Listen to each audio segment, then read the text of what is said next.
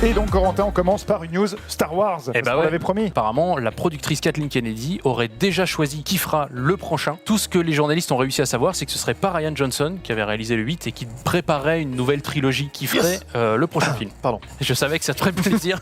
Premier coup de tonnerre, on a appris que HBO finalement ne commandait pas le préquel dont le pilote avait été tourné. Et Martin était, l'auteur du livre, était vraiment impliqué sur le projet. Et c'était de raconter effectivement la première longue nuit, et ça aurait donné des éclaircissements sur ce qu'on n'a pas eu à la fin de Game of Thrones. Ça devait nous renvoyer 1000 ans en arrière sur, selon les rumeurs, les origines des marcheurs blancs. HBO n'est pas convaincu par ce pilote et décide de lâcher l'affaire. Mais par contre, on va commander un autre préquel qui s'appellera The House of the Dragon, qui sera un préquel sur les Targaryens. Il y aura 10 épisodes. On imagine qu'il n'y aura pas qu'une seule saison parce qu'il y a quand même beaucoup de choses à raconter. Ce dragon-là, on devrait le voir en vie. Quand on voit la tronche qu'il a en squelette, on se dit que peut y avoir des belles séquences. Et en l'occurrence, ça va être effectivement des frères et des sœurs qui se marient et des combats de dragons. C'est un peu ce que je En crois. respectant les fans évidemment de cet univers incroyable. Oui. Si on arrêtait un peu avec Non mais voilà, il y a aussi ça aussi. Question. Je suis assez d'accord avec le monsieur. Donc, en tout cas, pour résumer, une série refusée, bâchée, et une série commandée. Je suis allé voir Hors Norme, un film qui traite un sujet lourd sur les troubles de comportement, les gens atteints de troubles de comportement et l'autisme. C'est super. Par rapport à Bonne Annonce, franchement, j'étais surpris du film. J'ai vraiment adoré. Je le mets dans le top 3. Nos jours heureux, Intouchable pour l'efficacité. Et ce film-là, c'est très drôle. Les dialogues sont hyper percutants. Tout est très bon. Les deux, Cassel, Reda Kateb, il n'y en a pas un qui bouffe l'autre. Ils sont excellents. C'est touchant, c'est drôle, c'est éducatif. Franchement, faire un film comme ça sur un sujet aussi lourd, j'ai passé un super moment. Donc très bon film pour moi, Hors Norme. Adèle Haenel qui accuse le réalisateur de son premier long métrage d'attouchement et de harcèlement sexuel sur le tournage. Elle avait entre 12 et 15 ans, le réalisateur en avait entre 36 et 39. Elle l'a bien cherché. Je me permets de dire aussi, il ne s'agit pas de censure là, mais regardons les choses en face. Je veux dire, c'est parce que des livres sont produits massivement sur ce thème de la culture du viol en fait, du fait qu'il faut enlever les femmes, que d'un coup, Ruja il peut se raconter à lui-même, c'est une histoire d'amour. Quand bien même moi, quand il vient se coller à moi, je me colle dans le bout du canapé, je m'enfuis. Je veux dire, il s'agit pas, il y a aucune ambiguïté en fait dans la situation présente. En fait, elle dit pas qu'elle cherche la justice et qu'on fasse en sorte que ça n'arrive plus. Que le cinéma français, comme disait Massimilien, se remette en question. Il y a beaucoup d'hommes autour de cette table et pas de femmes pour en parler. Donc précision numéro 1, c'est que Meghan est en vacances. Et par ailleurs, il va bientôt être 16h47 et les femmes travaillent gratuitement, symboliquement, à cause des inégalités salariales. Donc à partir de 16h47 aujourd'hui jusqu'à la fin de l'année, les femmes sont moins payées que les hommes. Et c'est pour ça que nous avons dit à toute notre équipe de ne pas venir travailler à partir de 16h47. Le film Comment je suis devenu super-héros, c'est un projet qui est porté par Douglas Attal qu'on avait découvert dans Radio Stars, un film de super-héros français. Lui, il présente le film comme la rencontre entre un polar français et un film de super-héros, en sachant qu'il prend le genre très au sérieux. On a Pio Marmaille, on a Vima Laponce, on a Benoît Poelvoorde. Donc le teaser est plutôt bien. Et mon flop, c'est les réactions au teaser. Genre, c'est français, ça va être tout pourri. D'un côté, on se plaint que le cinéma français est pas assez ambitieux. Et une fois qu'on nous apporte un projet qui sort un peu du lot, qui essaye de faire des choses qu'on n'a pas l'habitude de faire, en fait, le projet se fait bâcher et on dit non, ça va être nul forcément. Quand tu regardes comme ça, en fait, c'est pas choquant. Tu dis pas c'est français, c'est ricain, en fait, ça passe. Non, puis en plus, si en fait il arrive à prendre le genre super-héroïque, à en faire quelque chose de vraiment français, très bien, super. Ça se trouve, le projet va être raté et au moins il y aura eu la tentative. Ça s'appelle Comment je suis devenu super-héros. Ça sort le 14 octobre 2020. Série à voir cette semaine. Elle démarre, je crois, ce soir sur OCS. C'est À la croisée des mondes, His Dark Materials, adapté évidemment de la série de romans de Philippe Pullman, si je ne me trompe pas. Il y avait eu une tentative d'adaptation avec Daniel Craig et Nicole Kidman qui était un petit peu bancale. En France, il y avait quand même eu 3 millions d'entrées. Le film s'est vautré aux États-Unis. Il a rapporté 70 millions de dollars, il en a coûté 180, mais dans le reste du monde, il en a rapporté 300. Pour resituer l'univers, c'est donc un univers un petit peu dystopique, héroïque fantasy, moitié victorien, tout ça, dans lequel chaque personne est affublée d'un animal fétiche, un prolongement de son âme et un prolongement de lui-même. L'héroïne qu'on voit là, que vous aviez découvert dans Logan, Daphne Keane. Et un des personnages majeurs, on le voit à l'écran, qui était d'ailleurs assez réussi dans le film il y a quelques années, c'est Yorick Byrnison, l'ours guerrier, qui était très, très sympathique dans le film, très sympathique dans le roman et qui a l'air plutôt bien rendu ici. Tu me régales, j'adore ce jeu. Il est bien là, là on est bien là. Alors tu me régales. Ça va retour au futur. Bien joué. Ouais, c'est le 2, je pense. C'est le 2, je pense. Bien joué Norman, c'était le 2 avec Elijah Wood. Bah ouais. Avec Elijah Wood devant Petit gamin en rouge. Voilà. Elijah Wood. Alors j'en ai vu des films barrés et glauques, mais alors Midsommar, les gars, des gens qui vont dans une secte en Suède, c'est glauque, c'est malsain, c'est lourd, une fin digne des grands artistes, mais vraiment de la glauquitude, excellence. J'ai vraiment aimé Midsommar, un peu long, mais moi j'aime bien quand c'est long et malsain, donc voilà.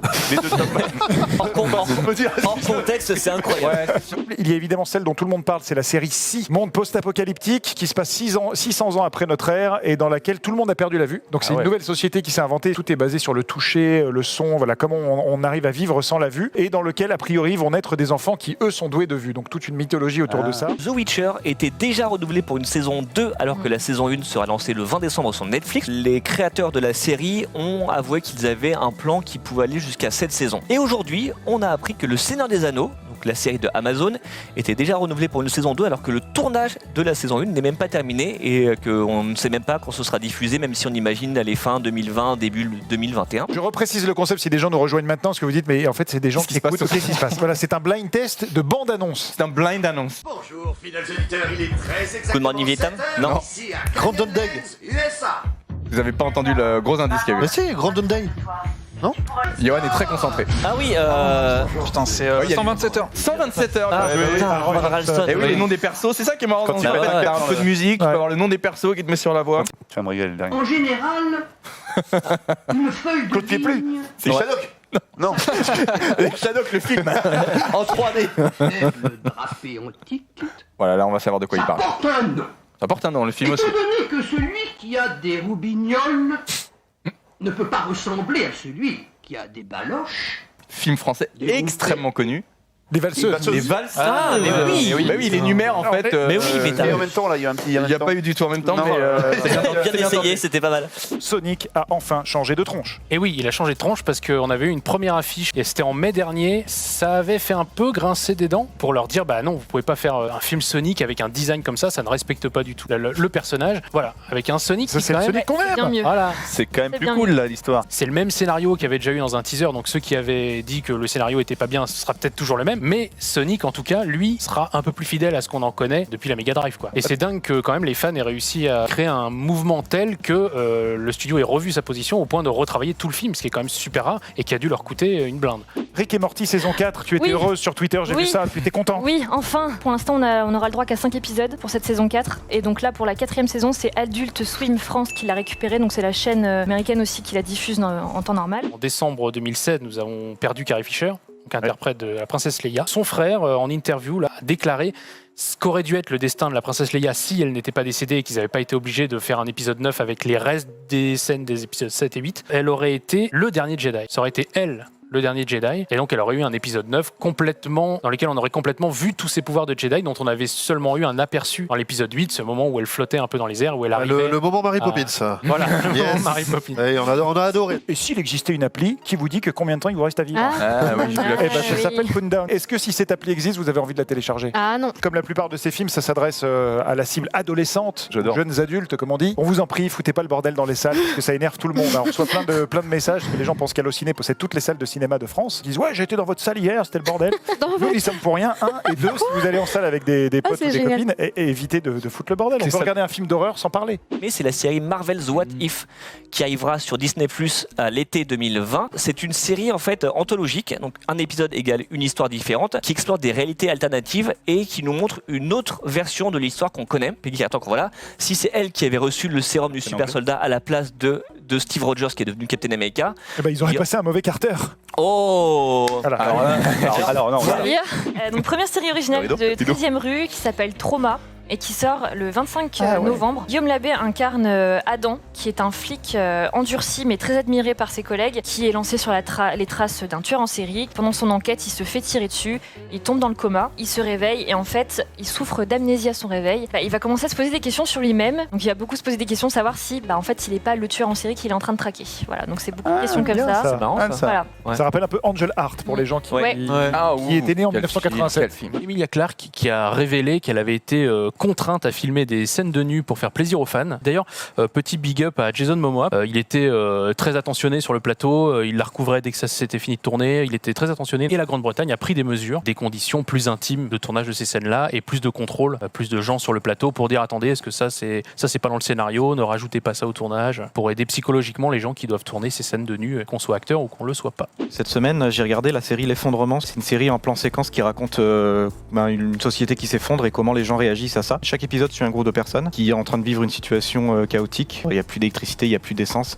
C'est le bordel. C'est extrêmement bien réalisé, super bien joué. C'est hyper réaliste, ça prend résonance dans l'actu. Donc je conseille vraiment de voir cette série. Série documentaire sur l'affaire Grégory sur Netflix qui est sortie la semaine dernière, dans les années 80, donc la disparition du petit Grégory Villemain. C'est sur 5 épisodes et je l'ai trouvée vraiment passionnante, très intéressante, ultra bien documentée. Il y a des archives qui sont assez rares. Du coup, j'ai appris plein de choses et je trouve que Netflix fait vraiment des séries documentaires de qualité, donc je conseille de la regarder. Le récent Klaus sur Netflix, l'origine story de l'histoire du Père Noël. Notamment François Berléand François qui fait Berléand. le Père Qui fait Noël le- et ça j'adore marche François super Berléand. bien. Le héros, c'est comment Alex Lutz. C'est ça, mais on reconnaît pas trop sa voix. Non. Et même Karine Viard qui joue une espèce de méchante un peu du village. Elle arrive vraiment à gommer Karine Viard et à faire un truc vraiment intéressant. Irishman, ça raconte Ouais. l'histoire de Frank Sheeran, qui est joué par Robert De Niro, qui était un camionneur tout simple, qui va finalement rejoindre le clan du mafieux Russell Bufalino, qui est joué par Joe Pesci. C'est un Irlandais chez les Italiens, quoi. C'est ça. Et puis il va devenir petit à petit l'homme de main du puissant leader syndicaliste Jimmy Hoffa, qui a vraiment existé. Voilà, exactement. C'est assez inédit parce qu'on n'avait jamais eu vraiment une plongée dans ce milieu qui raconte aussi l'histoire des États-Unis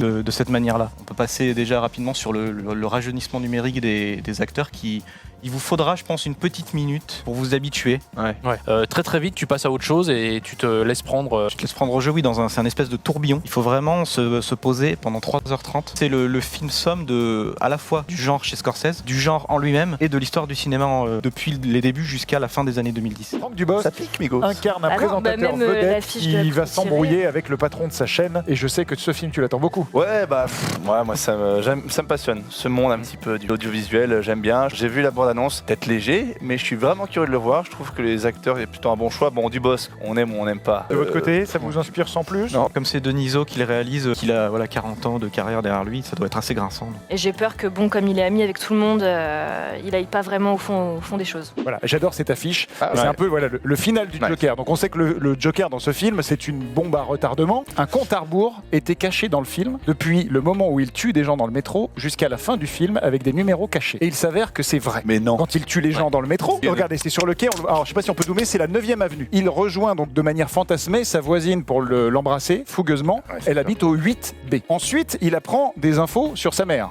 Ça se passe au 7e étage. Quand il est poursuivi par les policiers dans le métro, c'est sur le quai numéro 6. Le numéro 5, il apparaît, voilà, le tout petit à gauche, là, il y a c'est dans le wagon numéro 5 que le flic tire par accident sur un des clowns. Le numéro 4, eh bien, ça se passe juste avant l'émission. On voit au fond le studio Plateau 4B. Et si on voit sur le côté gauche, c'est la loge 404. Au moment où le Joker se lance dans son long speech sur le plateau de chez Robert De Niro, bah, c'est face à la caméra numéro 3. Une fois qu'il a tué Robert De Niro, il y a un plan sur plein de chaînes de télé qui reprennent l'info en boucle. Il y a notamment WGC numéro 2. Et ensuite, au moment où le Joker est libéré sur l'espèce de grand boulevard, en fait, il y a une affiche d'un film un petit peu coquin qui s'appelle Ace in the Hole. Et Ace en anglais, ça veut dire l'as. L'as, donc le Le numéro 1. Et le dernier plan, on voit vraiment le Joker dans toute sa puissance, on va le voir. En fait, il est devant cette fameuse affiche. Et c'est le moment où il explose, où il devient le Joker. Donc on a 9, 8, 7, 6, 5, 4, 3, 2, 1, 0, explosion sociale, explosion interne. Le Joker est né, un compte à rebours est caché.